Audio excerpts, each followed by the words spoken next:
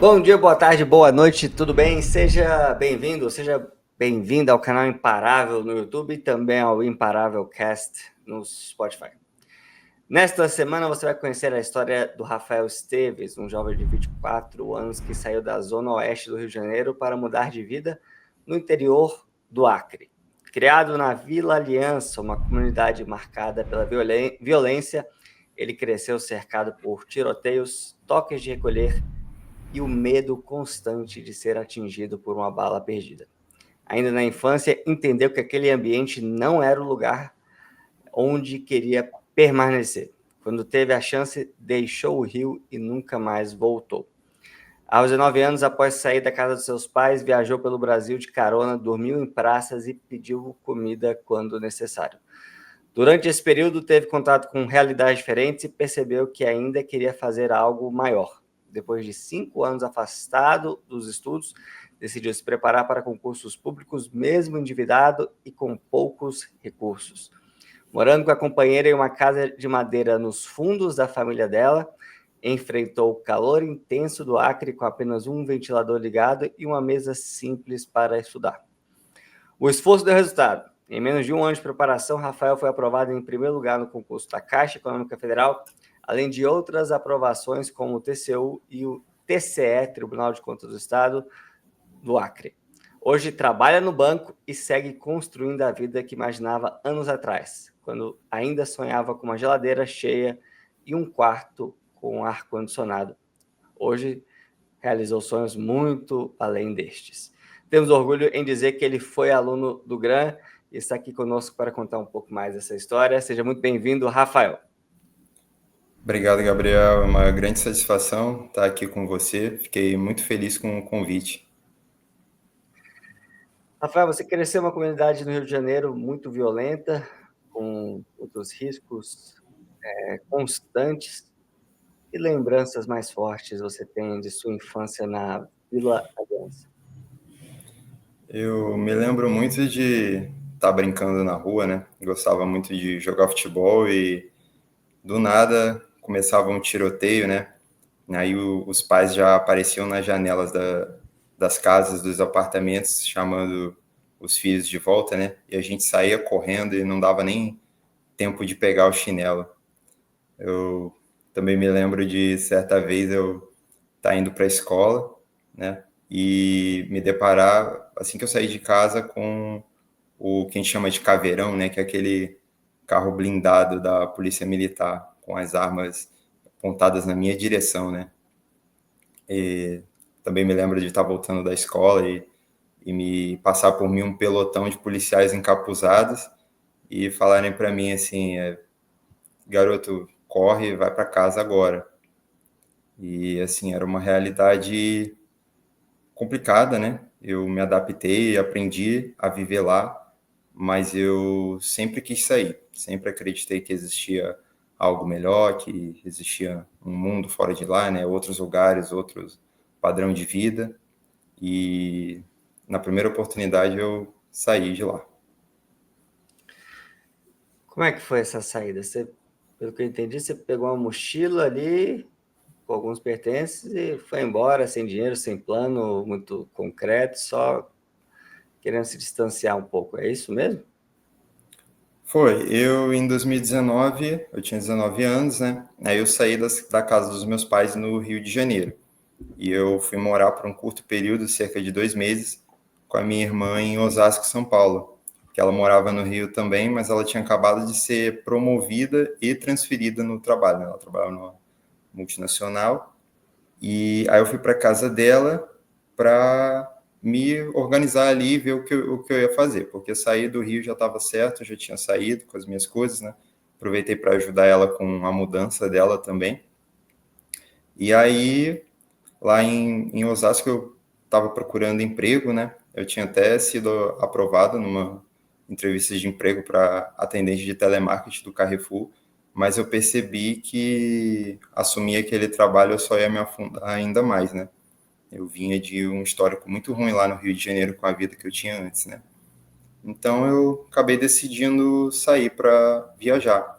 Aí eu conheci um site que se chama Worldpackers, onde você encontra oportunidades nas quais você oferece sua força de trabalho, você ajuda ali uma comunidade, um espaço, uma fazenda, uma ecovila, algumas horas por dia, alguns dias por semana, e em troca, via de regra, eles te oferecem uma acomodação, né, uma hospedagem, seja um quarto compartilhado, seja um cantinho, uma área de camping para você armar a sua barraca, e muitos projetos ofereciam alimentação também, né? Aí eu me cadastrei nesse site, eu paguei uma assinatura, era praticamente o único dinheiro que eu tinha, e me candidatei a uma oportunidade numa ecovila no interior de São Paulo, na cidade de Piedade, e eu fui aceito pelo anfitrião de lá. Ele, desde o início, ele me tratou muito bem, né? Acabou até arrumando uma carona para mim, e aí menos de 24 horas depois eu já estava lá. Eu saí com 2 mochilas, assim, só o estritamente necessário, roupas, e saí da casa da minha irmã em Osasco, São Paulo, e nunca mais voltei, né? Foi aí que eu comecei a viajar. Mas aí como é que você foi parar no Acre? Pois é, nessas viagens eu passei pelo interior de São Paulo, pelo interior de Minas. Aí eu estava morando numa comunidade na cidade de Baipendi, no sul de Minas Gerais, né? Era um templo Hare Krishna, na verdade, né? Uma ecovila. E eu conheci a mulher que é hoje a minha companheira. E ela é acreana, né? Ela nasceu em São Paulo, mas ela foi criada aqui no Acre, né? Em Rio Branco. E eu vim aqui com ela para pensando em turismo, né? A gente veio de Minas para cá, na época, acho que já estava até na pandemia, né? Eu vim com ela para cá pensando em turismo, em ter experiência com os povos indígenas, né? E acabei ficando, né? Aqui no Acre se diz que o Acre não é uma passagem, né? É um destino, né? A pessoa vem e acaba ficando. E eu fiquei esse tempo, né? Aí, depois de alguns anos aqui, né? Morei em Rio Branco, morei no interior também, na cidade de Cruzeiro do Sul. Acabou aparecendo um concurso público na minha vida, né? Como é que apareceu o concurso? Foi por meio da família da minha companheira, né? Porque assim, eu já tinha ouvido falar de concurso público, mas nunca tinha dado muita atenção para isso, né? Eu, no fim do meu ensino médio, eu prestei vestibular, né? Enem, mas principalmente vestibulares militares, né? IME, ITA, Academia de Força Aérea, EFON, Escola Naval, e não passei. E a família da minha companheira já era concursada ou já trabalhava no serviço público há muitos anos, né? Aqui no Acre tem um grande percentual de servidores públicos. E aí as características do concurso, né, acabaram me chamando muito a atenção, né? A questão da remuneração, dos benefícios, né, da garantia dos seus direitos como trabalhador e da estabilidade, é claro, né, a famosa estabilidade. E eu percebi que o concurso era uma ótima forma de eu atingir meus objetivos, né? Que era principalmente aumentar minha renda, melhorar minha qualidade de vida, poder proporcionar segurança para as pessoas que eu amo, né? Principalmente a minha companheira. E aí eu decidi que ia trilhar esse caminho, estudar para concursos, né? Diferente do vestibular, no qual você estuda, faz uma prova para você ingressar na universidade, né? Fazer uma graduação, e a graduação não te garante um emprego e nem uma boa remuneração. No concurso, se você for aprovado dentro das vagas imediatas, você adquire direito líquido e certa nomeação, né? E você vai ter um trabalho e ser bem remunerado por isso, né? Valorizado, ter seus direitos trabalhistas garantidos, né? Então, acabei escolhendo trilhar esse caminho, por esses motivos. Rafael, você teve uma vida muito difícil, né, na comunidade no Rio de Janeiro, marcada pela violência. Imagino que você estudou escola pública a vida inteira. Você me corrija se eu estiver errado. Foi escola pública que você estudou? Na verdade, não. Eu era bolsista em colégios particulares, né? Sempre foi assim. Eu lembro que a minha mãe ia nos colégios e levava meu boletim, minhas notas, né? Sempre fui considerado um bom aluno, tirava notas altas. E os colégios me davam bolsa. Eu fui Ah, bolsista você em colégio conseguia particular. bolsa. Sim, Certo. sim. Você enxergava... Como é que você começou a se preparar para concurso? E você enxergava que era uma realidade muito distante da que você tinha vindo no início? Então, assim, eu enxergava que era algo possível, justamente por, né, eu ter um histórico desde a época da escola, né, de assim aprender rápido as coisas, né, de ter um espírito autodidata, de buscar as informações, buscar conhecimento, aprender coisas novas nas minhas viagens. Eu aprendi muita coisa e eu achava que era perfeitamente possível para mim, né? Mas eu também reconhecia que não ia vir fácil, não ia vir de graça. Eu ia precisar me dedicar, me esforçar, investir não só dinheiro, mas tempo e energia também, né? Dedicação, disciplina, ter uma rotina. E eu decidi estudar para concurso. E você, como você se preparou? Pois, eu no começo, eu fui pesquisando, né, sobre esse universo de concursos, e aí eu me deparei com as disciplinas básicas comuns, né, na maioria dos concursos, como direito administrativo, direito constitucional, raciocínio lógico matemático, informática, português. E aí eu ainda não tinha um concurso certo para o qual eu queria estudar, o qual eu ia prestar, mas eu já comecei estudando essas disciplinas, né? Isso foi em 2023. E aí, com o tempo, pouco tempo depois, na verdade, né, eu conheci uma pessoa muito especial para mim, né, pela qual eu nutro um grande respeito e admiração, que é o meu mentor, o professor Túlio Carrijo. E ele me ajudou muito nas orientações dele a eu me aperfeiçoar, melhorar como concurseiro, né, entender o chão onde eu estava pisando, né, o que eu precisava fazer para conseguir a nomeação. Eu entrei para o programa de mentoria dele e continuei estudando, né? Eu adquiri os melhores materiais do mercado, né? Como o GRAM, e eu comprava tudo parcelado no cartão de crédito, né? Porque eu não tinha dinheiro, né? Estava endividado, muito apertado financeiramente, e tinha uma metodologia de estudos, né? Eu fiz um planejamento. Aí, no final de 2023, já havia uma expectativa para o concurso da Caixa. Aí, ali por volta de outubro, novembro, eu já comecei a estudar para a Caixa, né? O edital acabou saindo em fevereiro do ano seguinte, 2024, e as provas em maio, né? E graças a Deus, aí, com muito esforço, muita luta, eu consegui ser aprovado e convocado no concurso da Caixa. Você estudou para esse concurso numa casinha de madeira no fundo da casa dos seus sogros, né? Ou futuros sogros, podemos dizer, e sem uma estrutura adequada para lidar com o calor do Acre, que é um calor bem intenso. Como é que era essa realidade aí? Dava vontade de desistir, de estudar, irritava? Como é que você lidou com isso? Isso era bastante complicado, né? Porque a gente estudando para concurso, né? Você não estuda uma vez ou outra, né?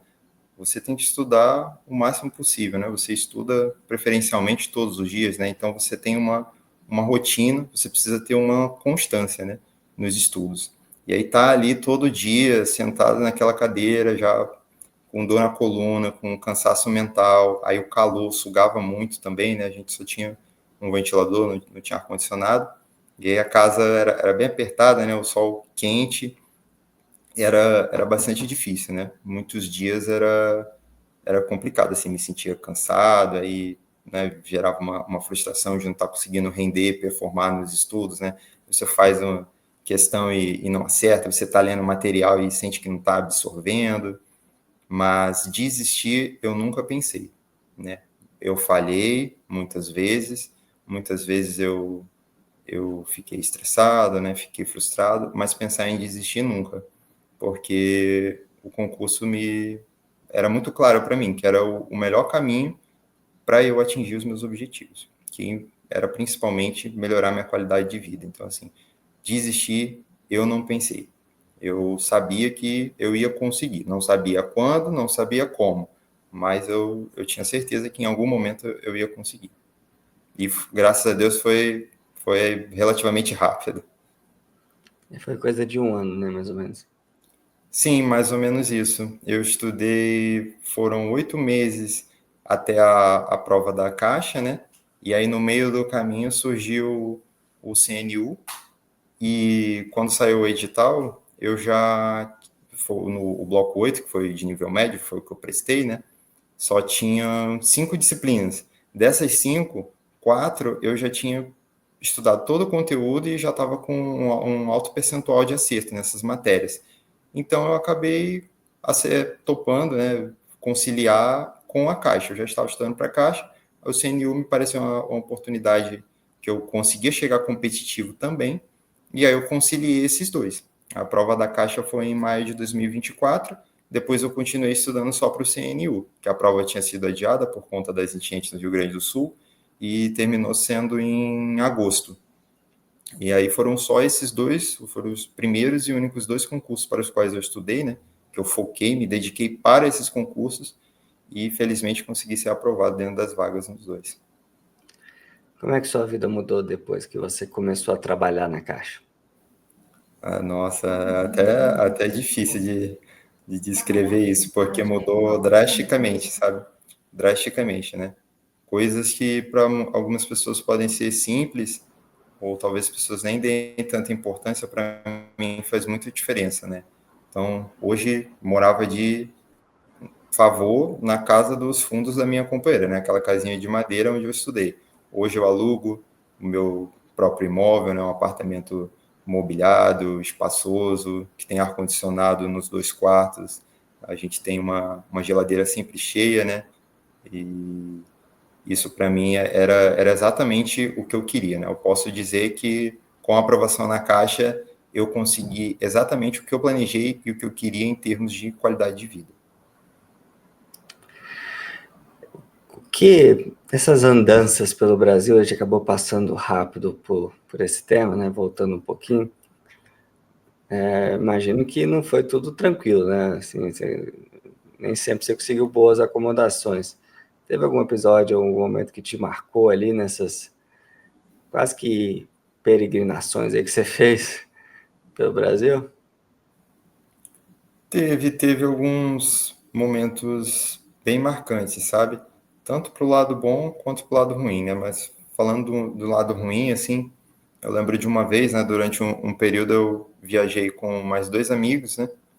E que eu conheci na jornada também, né? Eu saí de casa sozinho, mas fiz muitos amigos, muitos aliados na jornada, conheci pessoas incríveis. E eu lembro que a gente estava dormindo a gente estava na estrada de São Paulo em direção ao interior de Minas, né? Que a gente já tinha sido aceito numa comunidade de lá, no, na cidade de Extrema, né? No topo de uma montanha, era um retiro. E aí na estrada uma noite a gente acabou dormindo num terreno baldio de frente para um postinho de saúde, né? E eu lembro que foi uma noite muito conturbada, né? Assim, passaram umas pessoas estranhas lá e ficaram olhando para nossa barraca, passando perto de nós e a gente ficava com medo, né, do que podia acontecer. Assim, na estrada, mochilando, tem muita coisa boa, né? Eu vivi coisas maravilhosas, tive experiências que eu quero lembrar pro resto da minha vida. Mas assim, você também é muito vulnerável, né? Você também tem que tomar cuidado, você não pode bobear, né? Porque você tá exposto ali, né? E você meio que só tem você, né? No caso, eu tinha também, nessa situação, né, nessa época, eu tinha mais 2 amigos que viajavam comigo. Mas essa foi uma situação que me marcou bastante, né? E tem o lado bom também, né? Sempre me marcava muito, né? Lidar com as pessoas, né? A gente conversava com as pessoas admiravam a gente, né? Falavam que a gente era corajoso por estar mochilando, estar viajando, né? Que muitas pessoas falavam, né? Poxa, eu sempre quis viajar também, mochilar, mas eu tenho medo, ou eu tenho um filho, eu tenho trabalho, eu tenho faculdade, né? E meus 2 amigos, a gente escolheu largar tudo para viajar, né? Durante um período da nossa vida. E assim, recebi muita ajuda, né? Eu realmente senti ali uma conexão com Deus, né? Com o divino, que eu sempre me senti protegido, sabe? Sempre me senti abençoado, protegido por Deus, e tudo que a gente precisou na estrada foi provido, sabe? Assim, a gente precisava de carona, vinha uma carona, né? Às vezes a gente estava horas debaixo do sol, no meio da rodovia, pedindo carona, e nenhum carro parava. Aí a gente sentava para descansar e, sem a gente sinalizar nem nada, parava um carro e levava a gente até onde a gente precisava ir, sabe? E a gente estava com fome e às vezes pedia comida num restaurante, né, de um posto de gasolina, por exemplo. Aí a gente pedia uma marmita e o cara dava 3, né? E as pessoas acolhiam a gente, ajudavam a gente, né? Várias vezes eu fui em casas assim próximas de onde eu estava passando para encher minha garrafa d'água, né? E a pessoa voltava, eu entregava minha garrafa, a pessoa voltava com a minha garrafa cheia de água e ainda me dava dinheiro sem eu pedir. Então, assim, muita coisa boa aconteceu. Foi um período muito bom da minha vida, no qual eu sou muito grato e fui muito feliz. Eu me sentia livre e, claro, né? Sempre quis também melhorar, mudar de a realidade, né? Assim, queria a minha realidade. Eu queria mais qualidade de vida também. Eu sempre quis isso, né? E quando o concurso apareceu na minha vida, eu abracei esse caminho, né? Eu sou grato a essa época de viagem, de mochilão na minha vida. E agora fechei esse capítulo para agora escrever outro com os concursos públicos. Você tem familiares que ainda estão na comunidade onde você morava, no Rio de Janeiro? A minha mãe ainda mora lá. A minha mãe ainda mora. Eu e a minha irmã saímos. A minha irmã mora em Osasco, São Paulo, e eu atualmente moro na cidade de Feijó, interior do Acre, que é onde eu fui lotado na Caixa. Você planeja em algum momento ajudar a sua mãe, eventualmente se mudar? É algo que ela deseja ou não? Pois é, você falou bem, né? Se é algo que ela deseja. Ela não deseja. Eu sempre desejei isso para mim e para ela, mas ela já é uma senhora, né? Tem quase 65 anos e ela criou raízes lá, né? Ela tem ela é aposentada também, né? Mas também tem os trabalhinhos dela, né? As coisas que ela gosta de fazer. Tem a igreja, conhece todo mundo da comunidade, todo mundo da comunidade conhece ela. Então, assim, ela criou raízes lá, né? Até onde eu sei, não é o desejo dela sair, mas se ela mudar de ideia, com certeza eu vou apoiar e vou ajudar.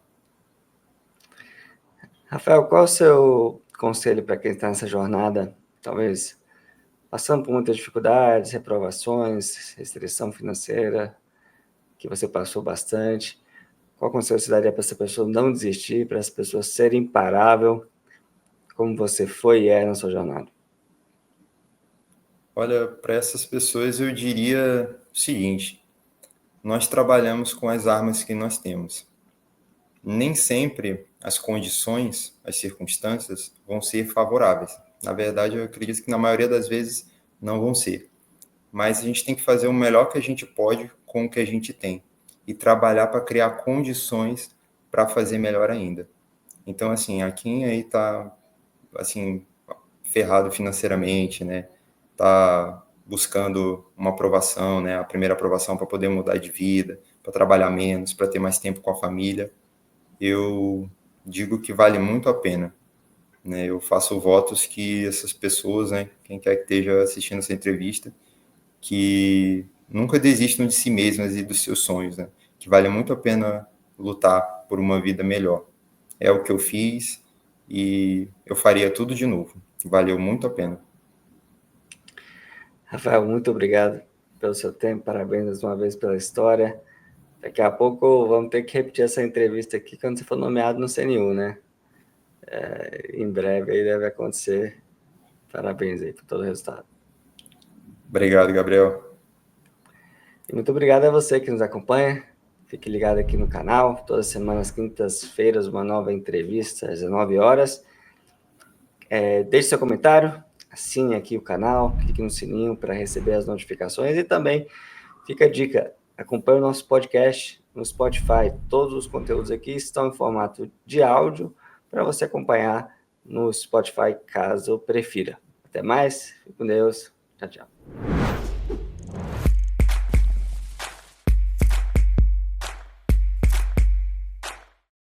Você quer assistir a conversas como esta, inspiradoras, de imparáveis que conquistaram seus sonhos e passaram por desafios muito, muito grandes? Então inscreva-se no canal Imparável, acompanhe centenas de entrevistas como esta e também assista aos novos depoimentos, às novas conversas toda quinta-feira às 19 horas aqui no canal.